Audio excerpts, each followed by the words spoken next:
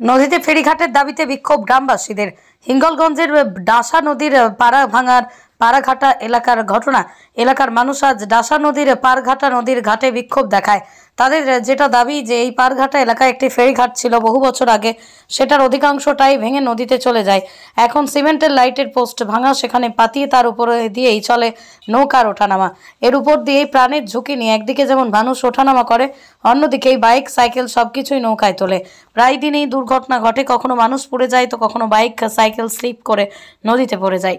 এলাকার মানুষ থেকে শুরু করে নৌকার মাঝিরা বহুবার দেবেশ মণ্ডল সহ সরকারি আধিকারিকদের জানিয়েছেন এখানেই একটা ফেরিঘাট করার জন্য, কিন্তু দীর্ঘ 12 বছর হয়ে গেল আজ এখানে কোনো ফেরিঘাট তৈরি হয়নি। প্রতিনিয়ত দুর্ঘটনা লেগেই আছে। দেবেশ মণ্ডল বলেন, যেসব নদীতে ফেরিঘাটের দুরবস্থা সেই সব ফেরিঘাট লোহা দিয়ে বড় জেটি তৈরি হবে সেই প্রস্তাব দেওয়া আছে। খুব শীঘ্রই জেটি ঘাট তৈরি হবে, এলাকার মানুষের সমস্যার সমাধান হবে। আমাদের দাবি মানতে হবে,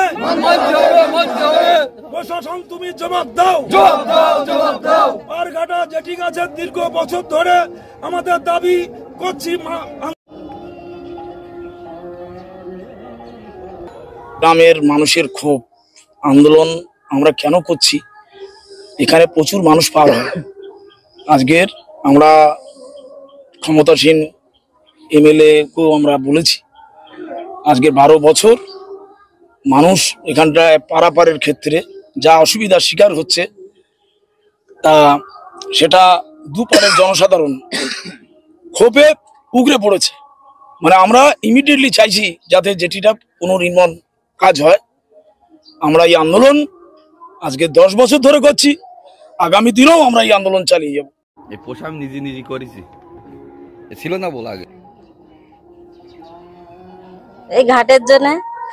আপনাদের এই ঘাটে এইখানে আমাদের ঘাটটা একটু ঠিক করে দিয়ে যেতে হবে, করে দিয়ে যেতে হবে।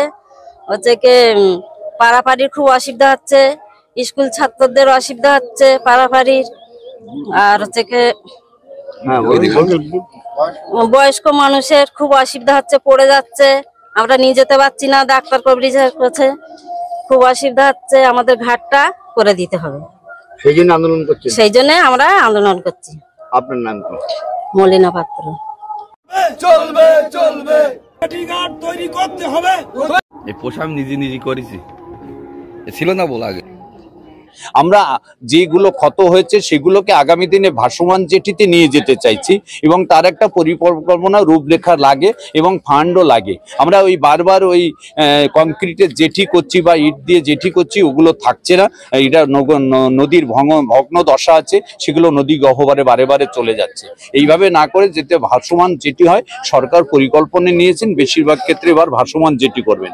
মানুষ হয়তো কষ্ট পাচ্ছেন বলে তার আবেগে সেই কথাটা বলেছে, এটা তো মানুষ তার ন্যায্য দাবির কথা বলাটা তো কখনো অন্যায় না। এখন সেটাকে আমরা যে দাবি মানতে হবে, এই দুই পারের মানুষের দাবি মানতে হবে। আমাদের এই ভাঙা জেটিকে পুনর্নির্মাণ করতে হবে, আমাদের এই ভাঙা জেটিকে পুনর্নির্মাণ করতে হবে।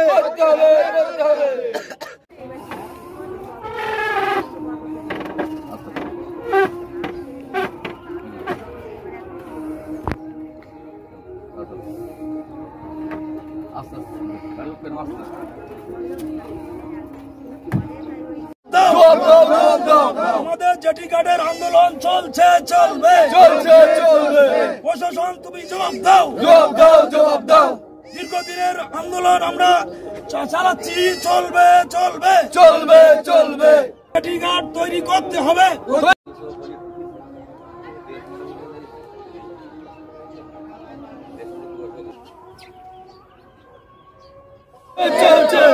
আমাদের দাবি মানতে হবে,